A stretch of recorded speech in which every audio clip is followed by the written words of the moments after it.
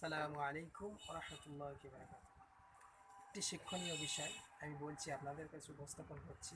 কথাগুলো মন দিয়ে শুনবেন। তোমার দৃষ্টি হলো তোমার আয়না। তুমি অন্যকে যেভাবে দেখবে, অন্যরাও তোমাকে ঠিক সেভাবেই দেখবে। কথাগুলো কথাগুলো বলেছি, আপনারা মনে রাখবেন। তারপরে কিছু কথা বলছি। তবে আমাদেরকে কেমন আচরণ করতে হবে মানুষের সঙ্গে, কেমন আচরণ করতে হবে, আমাদের ইসলামের সৌন্দর্য হলো এটাই।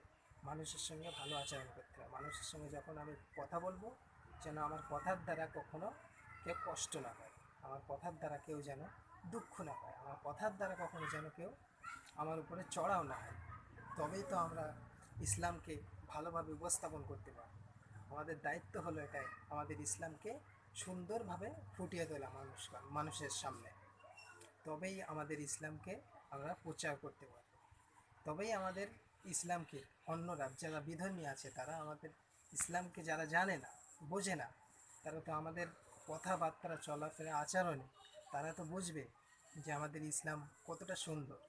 তবে আমাদের আচরণ এভাবেই করতে হবে যেন আমি কথা বলার সময় আমাদের কথায় যেন কোনো উল্টোপাল্টা কথা না থাকে, যেন কথায় যেন কেউ যেন কষ্ট না পায়, এমন কথা বলতে হবে।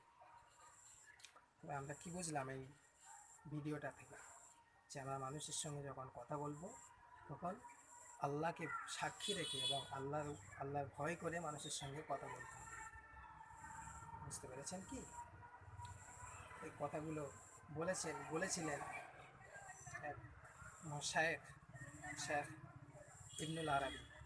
ইবনুল আরবি এক বিখ্যাত জগৎ বিখ্যাত এক আলিম এবং ধন্যবাদ।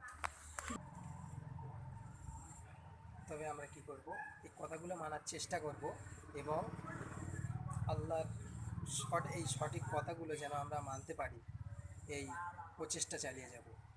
সকলে বলে আল্লাহুম্মা আমিন। এই বলে আমার বক্তব্য শেষ করছি। আসসালামু আলাইকুম ওয়া রাহমাতুল্লাহ। হ্যাঁ, সর্বশেষ একটা কথা, ভিডিওটাকে যদি ভালো লাগে তবে লাইক, কমেন্ট এবং শেয়ার করে দেবেন। আসসালামু আলাইকুম।